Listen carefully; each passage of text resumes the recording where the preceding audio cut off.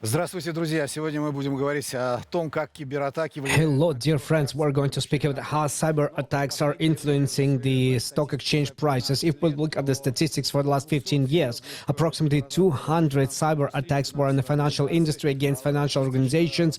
Partially, there was an influence on the stock exchange prices, share prices, capitalization of companies, and this strongly influenced them. And this process of introduction of cyber crimes and cyber violations in the financial infrastructure, it becomes more and more viable. So to figure out how can we and should we fight against it, what are the types of cyber attacks, what in the future should be invested from this point of view and from the point of view of stock exchange price building and different tools and stock exchanges. So I would like to discuss this topic, and today we are going to be helped by Alexey Lukatsky, business consultant in informational business. Alexey, hello, from Positive Technologies, and Alexander Goncharov, the Sberbank CIB, Markets and Capitals. Well, I would like to begin in the beginning. How do you divide and what are the types of those cyber attacks directed against financial infrastructure, stock exchange activities, and prices of different shares? Alexei, how can we divide them by which types? Well, there are traditional attacks, for example, breaking into the company or breaking it into its social networks, publication of something negative about the company, which immediately will influence negatively on the shares, like it was with Polypharma. 20 billion was the drop of capitalization of the company just a couple of days ago. And there were situations where the company was broken in, personal data of their clients is running out, it becomes known, and depending on how the company behaves, they immediately starting negative PR around the company, and it drops the price shares, but not for a long time ago. According to different researchers, in a day or two, shares can come back.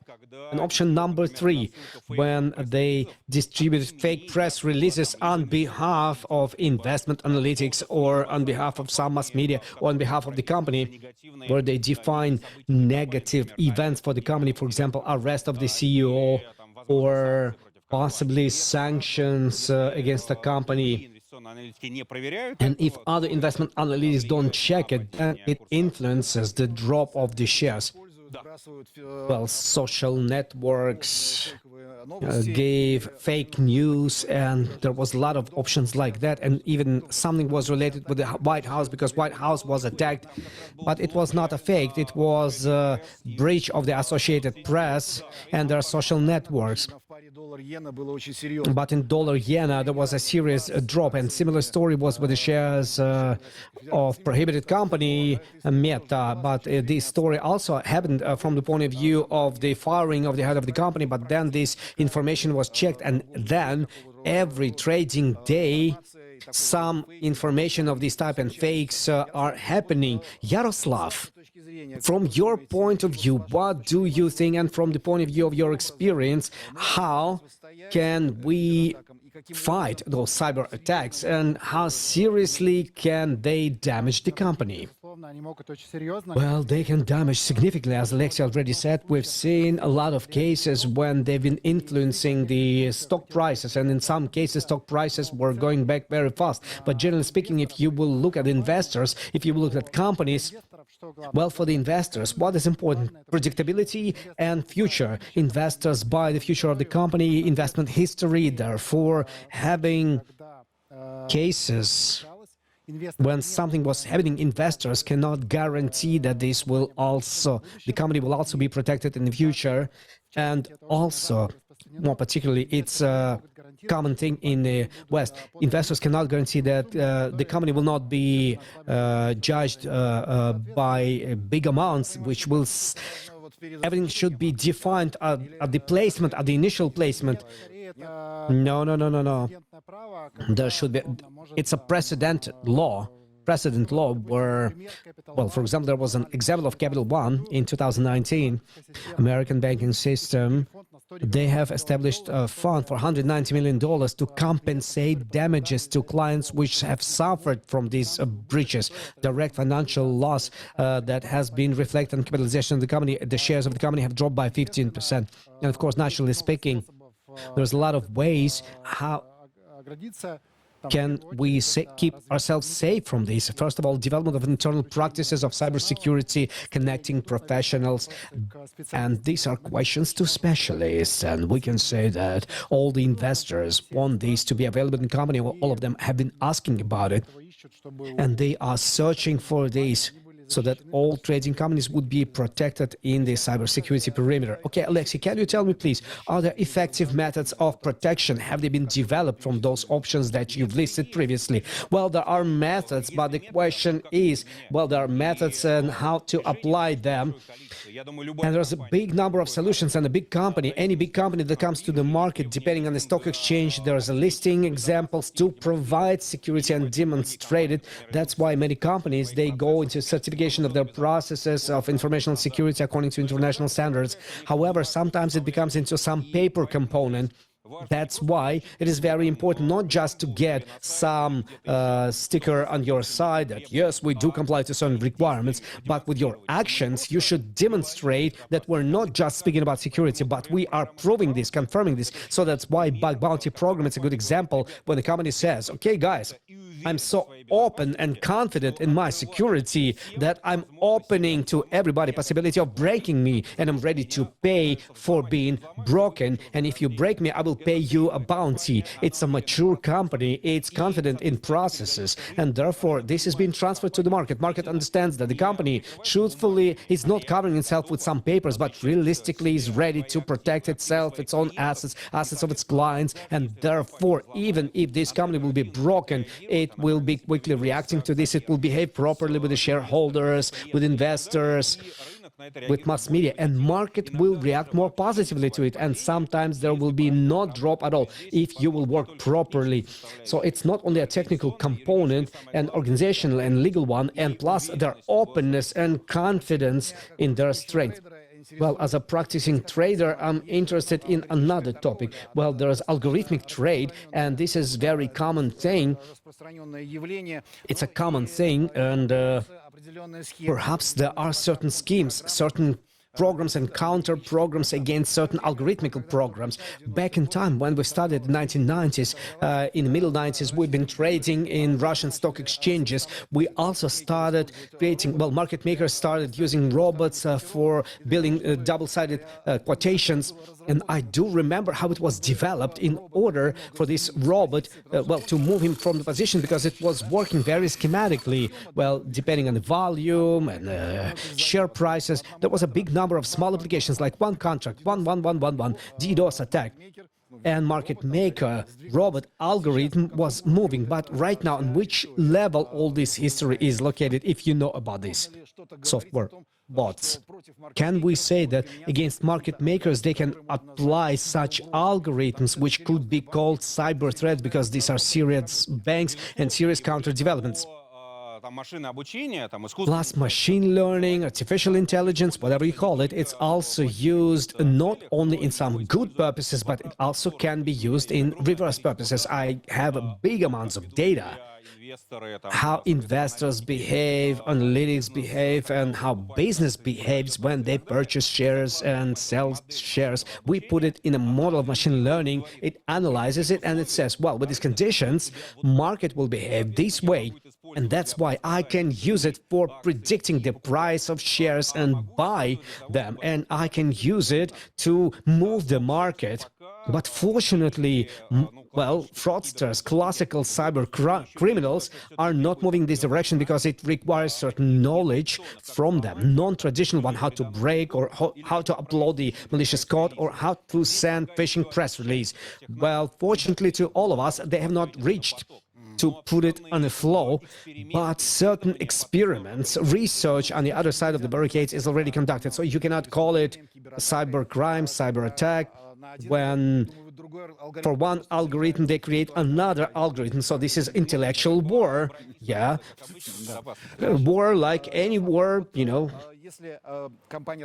Okay, if the company is being placed, if you go to the open market, which role is being played so the sustainability of this company in the assessment and capitalization, which conditions and requirements investors are providing and practices, etc.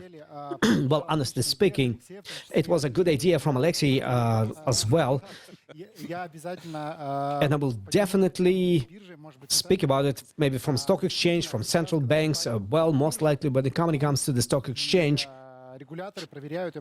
us and regulators are being checked by different criteria. It's good that the company would be profitable, that would have good story, that it would be adequately loaded with debts and very good alternative management, so that we would have committees, we would have some financial audit, then board of directors being selected that this company is managing. So therefore, this is a very good idea to add list of requirements and add some certificate of the audit and cybersecurity. So to put a check mark, somebody have checked everything. Well, everything's working. Is it okay? You are protected. That investor will also be protected in future. So without certificate of positive technologies, they will not even be allowed to the market. Well, we are for competition. We like competition. We like certification. And we like to have a good provider, of course, in cybersecurity. Well, I will tell you more. It's not right thing to speak about a specific provider or certification, because at a certain moment of time, this idea will go down to the paper security, as it often happens. Everybody will receive this check mark in order to prove that they are normal and to increase their price and capitalization. But if the company will not just get this paper, but will open their systems for hackers from the world, then by itself it's going to be a good proof that this company has built their processes of security properly. And the same regulators like central banks, Stack of Russia, Ministry of Digital Transformations are moving in a direction that in addition to paper requirements, they should request the proof of resultativeness for their and central bank also has a lot of legislations about the security, but later on they have switched on this topic in operational risks. But for a certain period of time, informational security risks inside of the operational risks were taking very insignificant place. But right now, when this become and when this started influencing the sustainability, digital sustainability of the financial organization, the picture have changed. And this topic of information security, key risks inside of the operational risks plays with a new role, and regulators started calling off the licenses when the financial organization is not able to prove that everything is okay with the security. Alexei, can you tell me, please, can we help to our regulators, because the single-scale regulators in the process of deciphering or the control over the manipulations on the stock exchange, because if not just hackers have stolen some personal data, but if they have seriously approached this process, if they started if they put themselves in some short positions on the shares of this company, plus the auxiliary financial instruments have been utilized for this, and then they started systematically, circularly attack the company, stole the data, started faking injections through broken sites, press releases, then through the informational agencies, information has been, that director has been fired or director is arrested or something like that, and shares are just dropping. So after taking this short position, but then by closing this short position, they're using such large-scale hacker attacks to receive any kind of leverage, unjust leverage and profit on the market. So should central bank develop similar models like that, and is there a demand for this?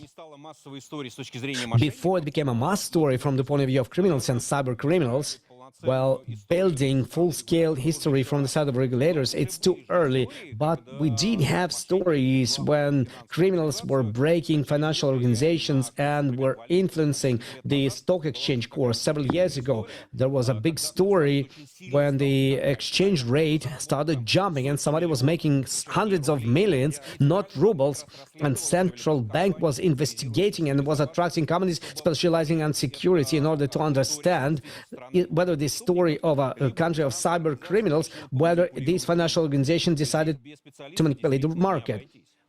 And without specialists, it's impossible. Yes, there is also a case when I was found, there was a London fixing in, and many people already are in prison in the West, but they've been manipulating a lower rate and fixing on the stock exchange market because it was a significant closure of London Stock Exchange. That's why they've used very serious fluctuations in order to receive illegal profit.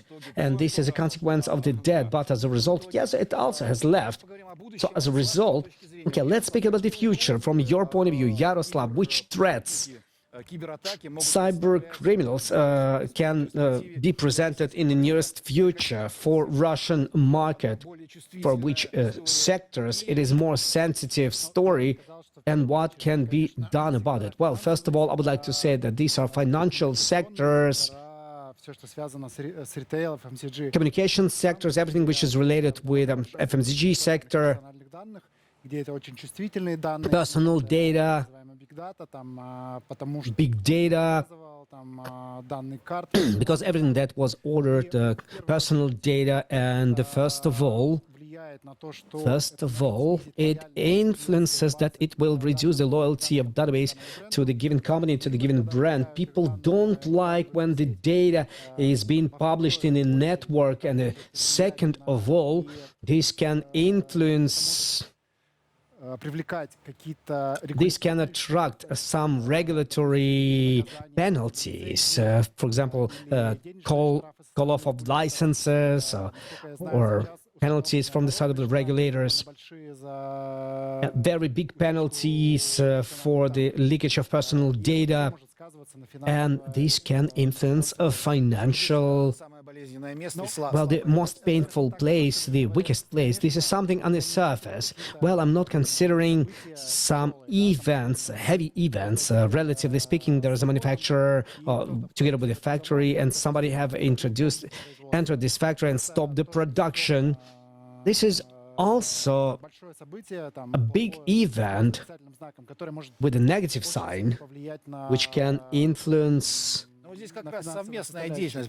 Well, it's a common activity because they have to get this profit. It has influenced the activity of the company, and maybe the shares should be shared, or maybe some schemators should be invented, financial one, in order to get a benefit. So there can be a double activity. This can be something like breaking in, like Colonial Pipeline was in America, a big pipeline in the eastern shoreline, because they just wanted to get a ransom. They are not attacking, they didn't do anything, but they wanted, and they have got $90 million for unblocking this pipeline. And they've created deficit of fuel on the eastern shore, and futures have grown by 6%, by the way. And I've heard the number from American treasuries when they've been showing it for the last year before that, and in result of these hacker attacks, American banks have transferred to hackers. Well, for them, all hackers are Russian hackers. $12 billion American banks have transferred for all these operations which were done by hackers. Well, it's understandable that there could be different spheres, and manipulation possibilities can be different ones. That's why, completing our conversation, I would like to ask you a similar story from your point of view. What are those painful points, in addition to personal data, and in addition to what we've been speaking about in the future? Where can we expect the main impact? Well, the fact that we see today in something that will become popular next year, so-called supply chain attacks, when they are breaking not specific client, but the supplier of the product, for example, breaking the supplier of terminals for the broker services, and when the software which has been realized and following function will be deployed all over the old terminals, then this will give us a possibility to manipulate a big number of financial assets. So we are not breaking the victim, but those who supply the software.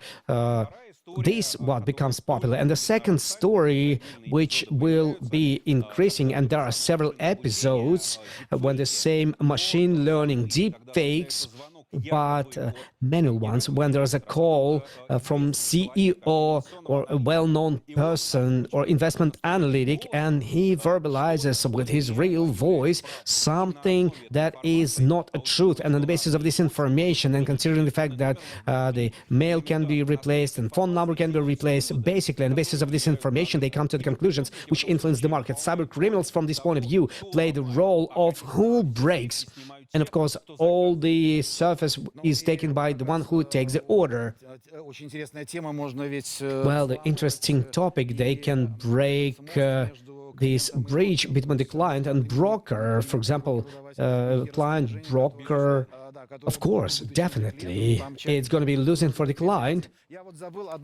And I forgot another topic which is very important, which is maybe interesting, because crypto industry became very popular, but the number of break-ins and hacker attacks, and just recently the final attack in $600 million have left. And I have a question, because I also have faced in about 10 years ago that, using under hacker attacks, money have been stolen, and we can write it off. We can write many things off, and hacker attack or covering attack to steal the money of the clients. How common is this, and will this be coming from crypto industry and going into classical industry? Well, it's already transferring. It started from classical industry, and then it has moved into this one. So it does happen, and alongside when they started speaking about hackers, and they started